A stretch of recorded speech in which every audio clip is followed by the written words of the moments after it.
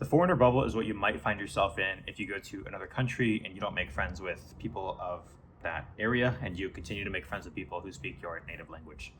This can kind of end up with you not progressing as fast as you wanted to. It could end up with you missing out on opportunities that you might have when you have friends with other locals.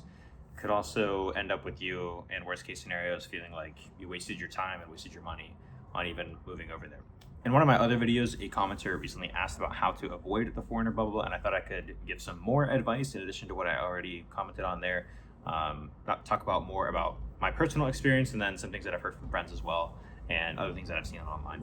I will say most of the tips that I'm going to give in this video will be more beneficial if you do have some basic understanding of the local language in the area they're moving to. I think in another video of mine I mentioned SEFR levels, and if you don't know what those are, they're basically a way to evaluate someone's language abilities.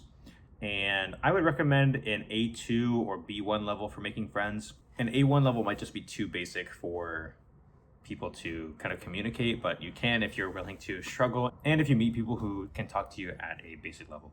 This can also vary when it comes to different countries. For example, Taiwan, a lot of Taiwanese people want to learn English, so they're willing to speak more with foreigners. And for other countries, I'm not really sure what their policy is when it comes to foreigners, how they treat them, if they could even tell who's a foreigner and who's not. For example, like America, it's very hard to tell someone's a foreigner until they open their mouth. But if you are in East Asia, I think making friends is fairly easy. Most people are willing to talk to foreigners, at least a little bit. And again, if you have a better understanding of the local language, they'll feel even more comfortable and they won't feel like they have to exercise their own English abilities if they don't want to. So the first suggestion I have is probably one that you've seen a lot. It's to join clubs or groups about things that you're already interested in. So if you're interested in painting, take a painting class. If you're interested in basketball, go to a local gym or basketball court and try to play games with people there. If you're into gaming, you could even go to PC cafes and ask people there if they could play with you. Just try to find spaces with people that are doing things that you're already interested in. That way you'll feel like you already have some vocabulary surrounding that topic, or you might even intuitively be able to, do things and get around without using language. Another side of this is if you're attending a school, you could join a class or another club at that school.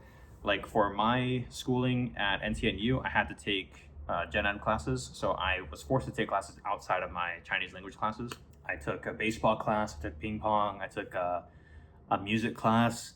Those kinds of classes are nice to meet people, especially since you're going to be seeing the same people over and over again. And if you get a smaller class size, you might have more group projects, things like that, so be forced to speak with local people.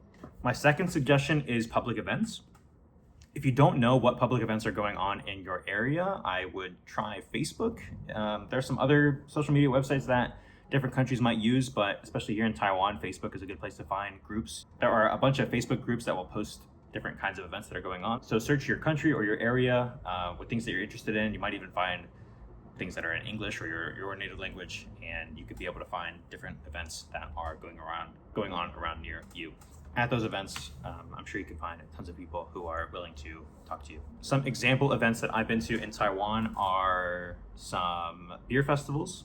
I've been to some public concerts. I've been to firework displays. I've been to different holiday events. Those are different places that you could meet some people. Another suggestion that you might have heard quite a bit is bars and clubs. I would recommend bars over clubs most of the time, and that's because you can actually hear people talk in a bar. You're not really going to be making friends, I think, at a club, but if you're at a bar and you have one or two other friends with you already, it's pretty easy to interact with other groups that are nearby. Especially in Taiwan, they have a lot of games that they play at bars, like they play Liar's Dice, they play some card games.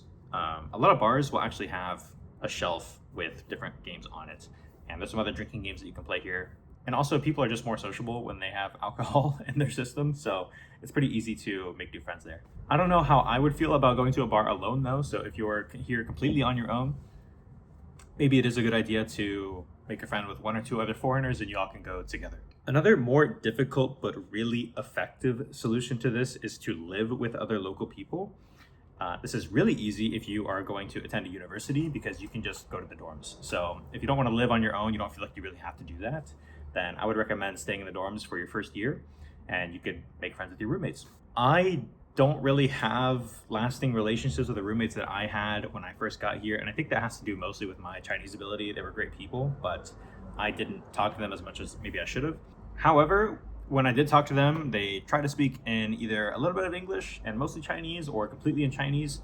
And I think that helped a lot, especially with day-to-day vocabulary, asking basic things like, where do I need to take out the trash, asking about the rules of the dorms, asking where to find my class and things like that. So those kinds of day-to-day communication will really help if you're at a really basic level too.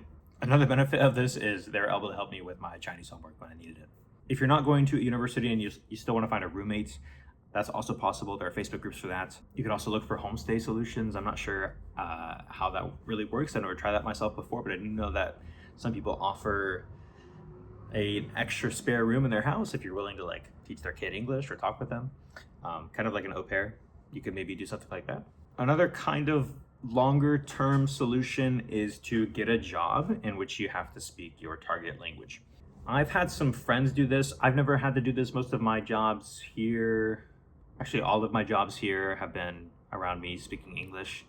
I have had some friends who worked at restaurants or call centers and things like that, in which they have to speak Chinese. If you're interested and you have the time for that, you could also get a part-time job. Not only will you have chances to practice speaking your language, but you can make friends with your coworkers and spend more time with them outside of work too, maybe. The next solution I want to talk about is getting a boyfriend or a girlfriend who speaks your native language. This really is a commitment, and of course it's not something you can really force, but if you do happen to have a girlfriend or boyfriend who speaks your target language, I mean, it's a great opportunity. Just take advantage of that as much as possible and use them to teach you. Not only will you feel more motivated because you do want to speak with them on that level in their native language, but also they're there all the time to guide you, and they're always there for you if you have any questions. Also, being able to talk to them daily is something that will help you improve really, really quickly. And like I said, this isn't really something you can force yourself onto, so if you have it, that's nice. I don't know if I'd intentionally go looking for it, but if you get it, definitely take advantage of it.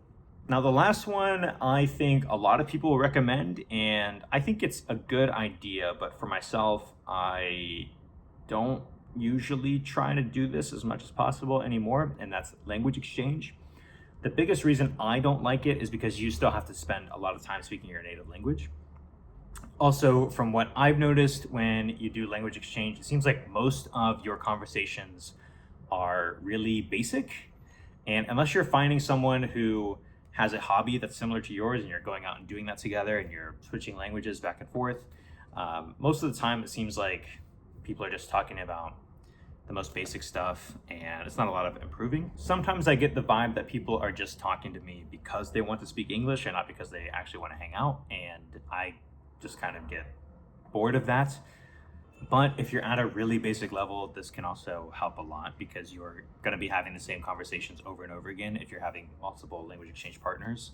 So I would download something like HelloTalk for that. I've used HelloTalk in the past for both Korean and Chinese. And when you're starting off in a language, I think it's really helpful, but it's not something that I would shoot for long term. Cool. So those are some of my ideas when it comes to trying to avoid the foreigner bubble. If you guys have any other ideas, please leave them in the comments below. If you have any gripes with the ideas that I just put forth, please also comment about those. I'd love to hear what I got wrong or what I got right. So cool. If you have any questions about Taiwan, learning languages, China, Korea, East Asia in general, let me know and I will make more videos about those in the future. Peace.